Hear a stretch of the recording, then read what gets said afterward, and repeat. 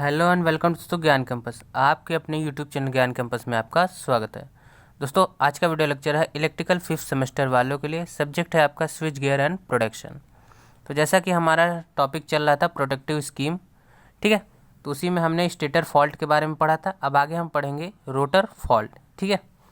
तो दोस्तों आइए आपका आज का लेक्चर शुरू करते हैं। तो दोस्तों वीडियो में आगे बढ़ने से पहले एक और बात, दोस्तों वीडियो में अगर देखिए आप लोग साथ ही साथ समझने के साथ ही आप नोट्स भी यहीं से बना ले तो सही रहेगा आप लोग के लिए, क्योंकि देखिए पीडीएफ मैं टाइम पे भेज नहीं पाता हूँ, कभी कभार मुझे टाइम नहीं मिलता, तो आप लोग साथ में ही इसमें नोट कर लिया करें। तो चलिए शुरू करते हैं आज का लेक्चर, ठीक है। रोटर फॉल्ट, ठीक है, ये आपके सिलेबस के अकॉर्डिंग है। तो आइए देख लेते हैं। जनरेटर का रोटर अलग अलग रहता है, ठीक है, जैसे कि आप लोग सबको पता ही है।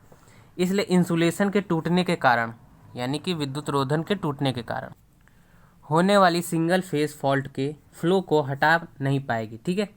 लेकिन यदि फॉल्ट रहे तो यह जनरेटर के फील्ड, जिसे रोटेशनल फील्ड कहते हैं, ठीक है, तक पहुंच जाएगा। एक बड़े जनरेटर के लिए रोटर के फॉल्ट प्रोडक्शन सिस्टम का यूज़ किया जाता है, ठीक है।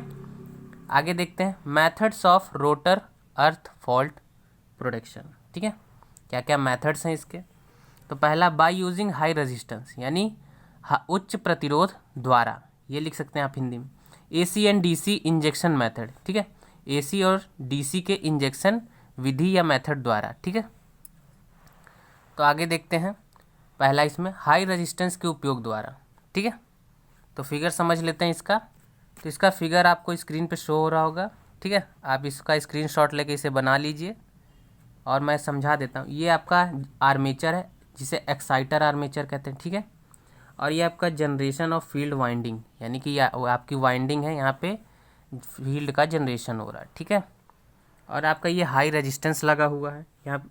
ये आपका मिड पॉइंट है जो कि सेंसिटिव अर्थ फॉल्ट, यानी ये हमारी रिले लगी हुई, जो कि यहाँ पे फॉल्ट को डिटेक्ट करके बताती है सर्किट ब्रेकर को कि फॉल्ट कहाँ पे हुआ है और सर्किट ब्रेकर कॉइल को ट्रिप कर दे, ठीक है। तो आप इसे ड्रॉ कर लें या स्क्रीनशॉट ले लीजिए।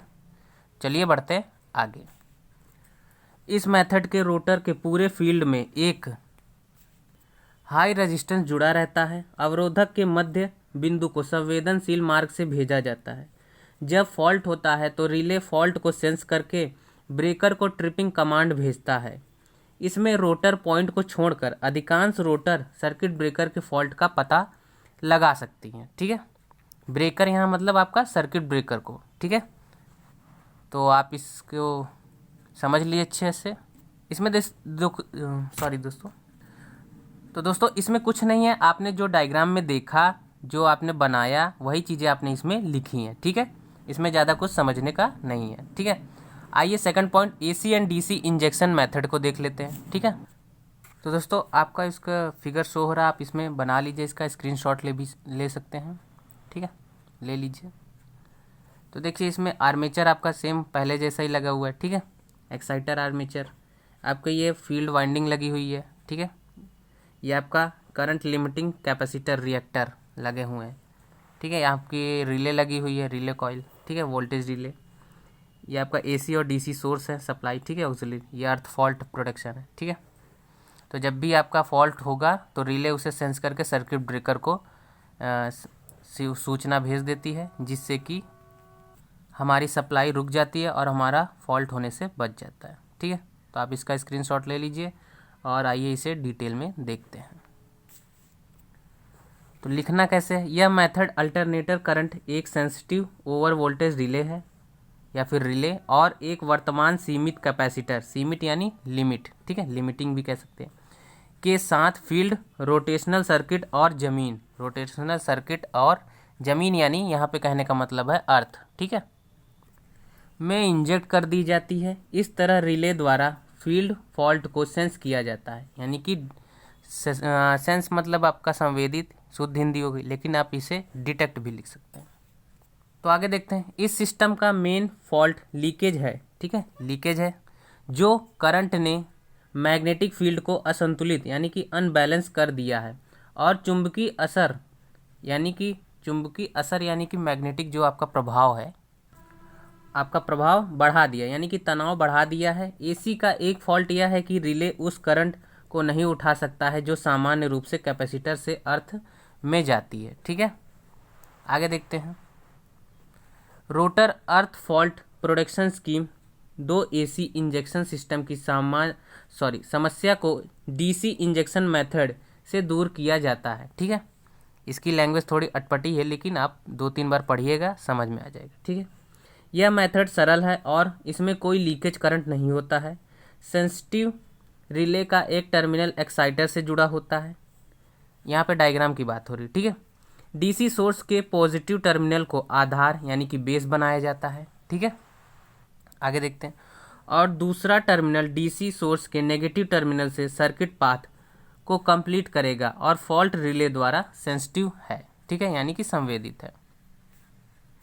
तो दोस्तों हमारा एक टॉपिक एंड हुआ। अब इसी में हम दूसरा टॉपिक देखते हैं, external fault, there reason and production used. ठीक है, तो आइए देखते हैं। वे फॉल्ट जो अल्टरनेटर के, ठीक है, बाहर उत्पन्न होते हैं, ठीक है, बाह्य दोष यानी कि एक्सटर्नल फॉल्ट कहलाते हैं। ठीक है, ये निम्नवत होते हैं। ये तो एक्सटर्नल फॉल्ट का अपने डेफिनेशन जाना, अब ये इसके कुछ टाइप्स हैं वो भी देख लेते हैं। ठीक है, पहला ओवरलोडिंग है। तो प्रायः अल्टरनेटरों को संपूर्ण शॉर्ट सर्किट को सहन करने के लिए डिजाइन किया जाता है। उपभोक्ताओं यानी कि कंज्यूमर, ठीक है, आपका कंज्यूमर के अधिक लोड संयोजन से उत्पन्न ओवरलोडिंग कुछ ही प्रतिशत होने के कारण बुरे प्रभाव उत्पन्न नहीं कर सकता, किंतु सम्मिलित शॉर्ट सर्किट के कारण उत्पन्न ओवरलोडिंग, ठीक है, आपकी जो उसके कारण ओवरलोडिंग उत्पन्न होती है, से अधिक मान की धाराओं यानी करंट के परिसंचलन यानी कि फ्लो के यानी प्रवाह के कारण, ठीक है, से उत्पन्न स्थिति खतरनाक हो सकती है यानी कि डेंजरस हो सकती है आपकी। तो दोस्तों इसी का सेकंड टाइप देखते हैं, प्रथम चालक का विफल होना। ठीक है, जो हम पहला इसमें कंडक्टर यूज़ करेंगे उसका विफल होना, ठीक है, उसके बारे में बताएंगे। यदि प्रथम चालक के विफल होने पर अल्टरनेटर को वियोजित ना किया जाए, तो वियोजित यानी अलग न किया जाए, तो यह बस बार से धारा लेकर एक सिंक्रोनस मोटर की तरह ऑपरेट होगा, जिसके कारण इस अल्टरनेटर का लोड अन्य अल्टरनेटरों पर ओवरलोडिंग प्रभाव उत्पन्न कर सकता है। ठीक है, आगे देखते हैं। अतः प्रथम चालक के विफल होने पर मोटर की तरह प्रचालन से रोकने के लिए रिवर्स पावर रिले, ठीक है, का उपयोग आवश्यक हो जाता है, यानी कि बहुत ज़रूरी हो जाता है। तो आइए नेक्स्ट देखते हैं, अनबैलेंस लोड यानी कि असंतुलित भार जिसे कहते हैं। ठीक है, इसी का पार्ट है ये और लास्ट पार्ट है। ठीक है, तो देख लेते हैं। अल्टरनेटर के लोड में असंतुलन प्रायः यानी अनबैलेंस्ड अर्थ फॉल्ट की उत्पत्ति के कारण होता है। ठीक है, इन दोषों के कारण निर्धारित धारा लोड से कम धारा मान पर भी अल्टरनेटर रोटर में बहुत अधिक ऊष्मा उत्पन्न होती है, जिसके कारण मोटर वाइंडिंग का विद्युत रोधन यानी कि इंसुलेशन विफल हो जाता है। ठीक है, इसका एक फिगर बनेगा, आप लोग देख लीजिए और स्क्रीनशॉट ले लीजिए। ठीक है, फिगर में क्या क्या है आपको बता देता हूँ। यहाँ पे आपका रेजिस्टेंस एक लगा हुआ है। ठीक है, ये आपका न्यूट्रल करंट है। ठीक है, ये आपका जनरेटर लगा हुआ है, 3 वाइंडिंग्स दी हुई हैं इसमें, और इसमें दोस्तों आपकी करंट फ्लो हो रही है आई, और आगे चल के ये 2 भागों में डिवाइड हो जाए, I1 और I2। ठीक है, यहाँ पे फॉल्ट आपका हो रहा है देखिए, और नीचे आप देखेंगे आपकी एक रिले कॉइल लगी हुई है। ठीक है, यहाँ पे लूप बन रहा है, आपकी करंट 2 भागों में डिवाइड हो रही, I1 और I2।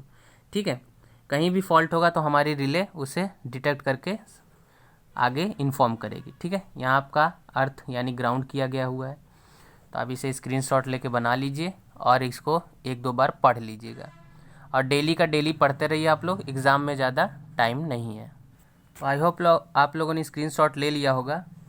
तो आज के वीडियो लेक्चर में इतना ही रखते हैं, बाकी का हम नेक्स्ट वीडियो लेक्चर में कंटिन्यू करेंगे। नेक्स्ट वीडियो लेक्चर में आपका ये छोटा सा टॉपिक रह जाएगा, तो 1-2 वीडियो लेक्चर में ख़त्म हो जाएगा। ठीक है, तो आप लोग डेली पढ़ते रहिए, जितना मैंने अभी तक का करा दिया है तो उसमें से आपके मिनिमम 25 मार्क्स तो आ ही जाएंगे। ठीक है, अगर आपने ढंग से नोट्स बनाए होंगे और उसे रेगुलरली पढ़ रहे होंगे तब।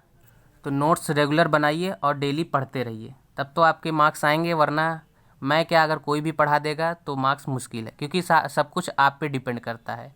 आपको नोट्स मिल जाएंगे, लेक्चर मिल जाएंगे, लेकिन लिखना और पढ़ना आप पे ही डिपेंड करता है। ठीक है दोस्तों, तो इसी वीडियो लेक्चर के साथ अब हमें आज्ञा दीजिए। तो अगर वीडियो ज़रा भी यूज़फुल लगा तो लाइक कर दीजिएगा, चैनल पर नया है तो सब्सक्राइब कर लीजिएगा। मिलते हैं नेक्स्ट वीडियो में, तब तक के लिए जय हिंद, जय भारत। Thanks for watching.